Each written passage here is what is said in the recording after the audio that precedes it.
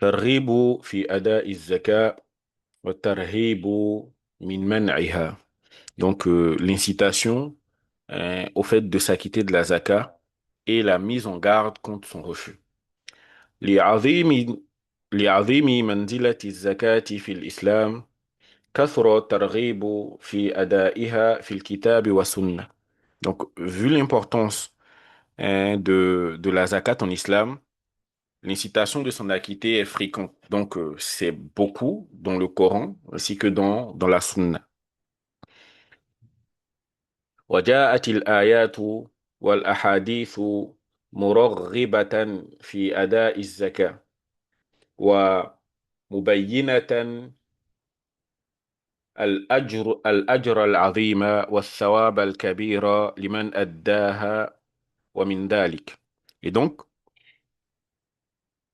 il y a de nombreux hadiths et de nombreux versets qui encouragent à son accomplissement, donc à l'accomplissement de la zakat, indiquant l'immense récompense promise à celui qui s'en acquitte. Et voici quelques exemples. Donc ici, le cheikh va nous donner, on va dire, les versets et les hadiths qui viennent pour inciter à la zakat et va nous donner aussi les preuves qu'il y a dans le Coran et de la Sunna pour nous mettre en garde contre le refus de s'acquitter de la zakat. Parce qu'il faut comprendre que et beaucoup, en fait, en Côte d'Ivoire, ici, on va dire, c'est juste une contrainte morale au niveau des musulmans de Côte d'Ivoire, vu que il n'y a aucune instance derrière nous qui nous met la pression pour pouvoir payer la zakat. Quand une fois, alayhi salatu wassalam, en fait, avait dépêché des gens, il dépêchait des gens pour aller chez des personnes qui remplissaient les conditions de la zakat. Et avec ces personnes-là, on calculait ce qu'elles avaient. Donc là, tu ne pouvais pas tricher. Et puis, on prélevait. Mais notre pays actuel ne fonctionne pas comme ça. Et donc, quelqu'un peut très bien remplir les différentes conditions, mais il va jamais payer la zakat. Donc, en gros, ça sera entre lui et puis sa foi. S'il a une foi qui fait que il se dit, il faut que je donne ce droit-là parce que c'est un droit qu'Allah a sur moi.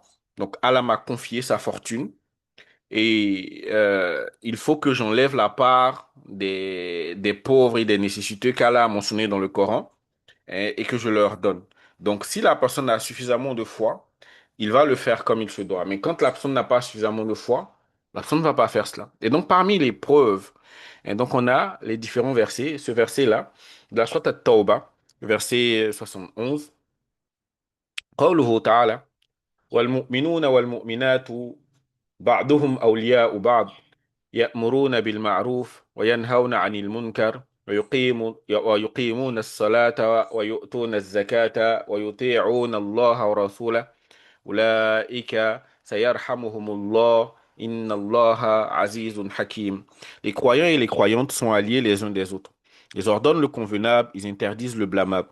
Ils accomplissent la prière et s'acquittent la zakat. Et acquittent la zakat. Et obéissent à Allah et à son messager. Voilà ceux à qui Allah fera miséricorde. Allah est certes puissant et sage.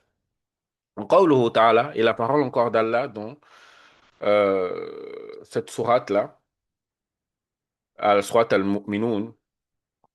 Et donc, il mentionne, on va dire, du premier verset au 11e verset. Mais donc, il dit, قَدْ أَفْلَحَ الْمُؤْمِنُونَ الَّذِينَ هُمْ فِي صَلَاتِهِمْ خَاشِعُونَ والذين هم عن اللغو معرضون والذين هم للزكاة فاعلون إلى آخر آية.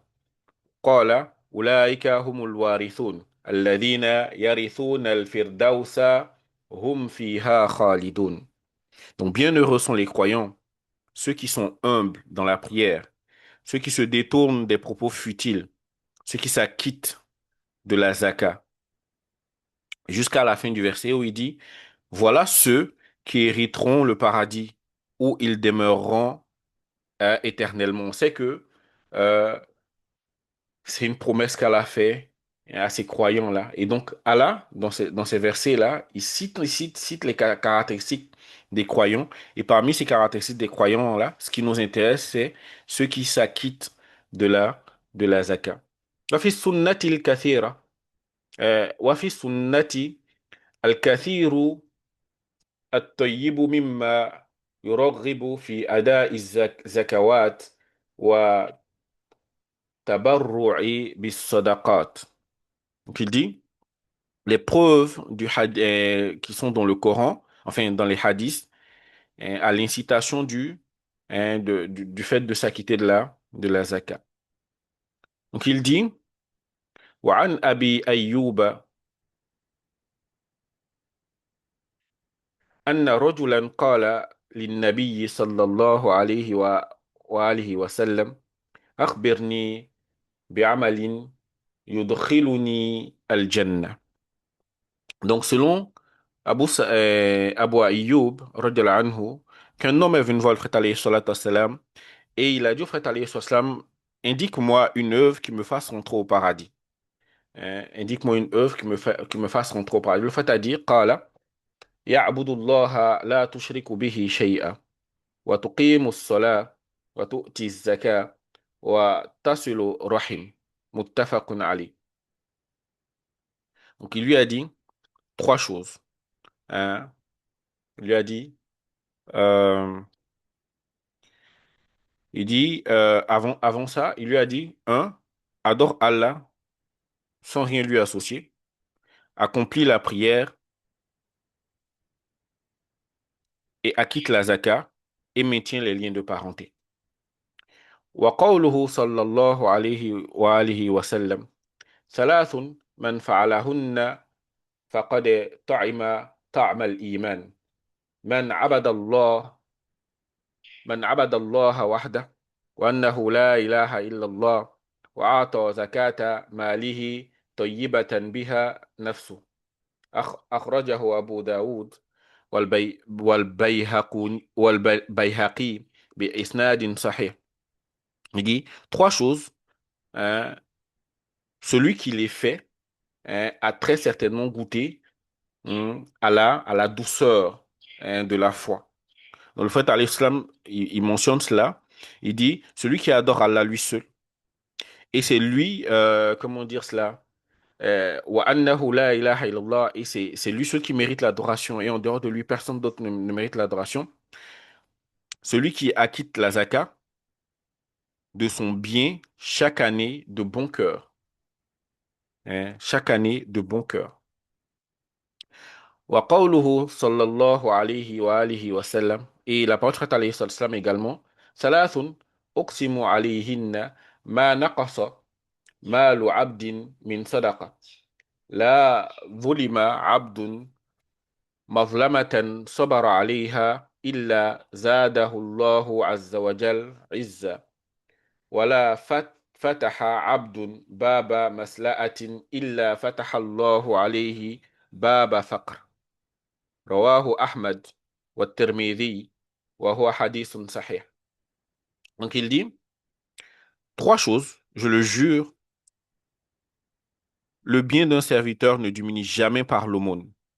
Un serviteur injustement lésé qui patiente ne voit qu'Allah accroître sa puissance. C'est que quand quelqu'un est lésé, qu'il patiente vis-à-vis de ce lèse-là, de cette injustice on lui fait subir, alors Allah va faire quoi? Allah va faire accroître la puissance de ce dernier-là.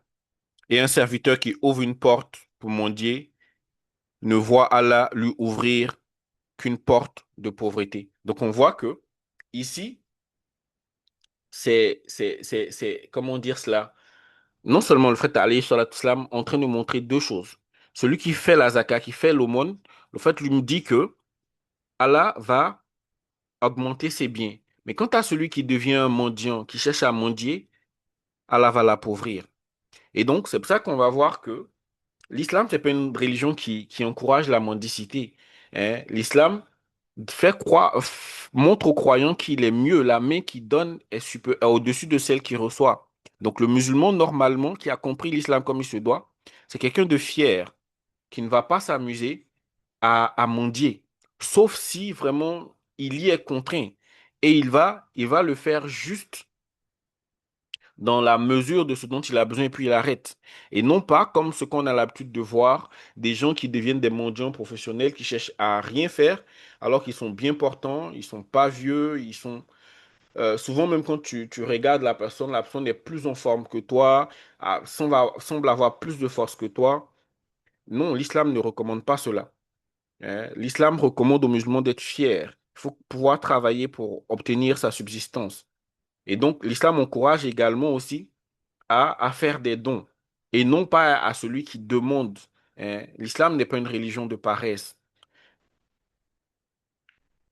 وكما ورد ترغيب في أداء الزكاة في الكتاب والسنة ورد أيضا ترهيب من منعها. Donc, on voit que on a mentionné, on va dire, les preuves qui incitent au fait de donner la zakat, on va également mentionner, donc c'est également mentionné aussi dans les sources, les preuves qui mettent en garde contre le refus de donner la zakat.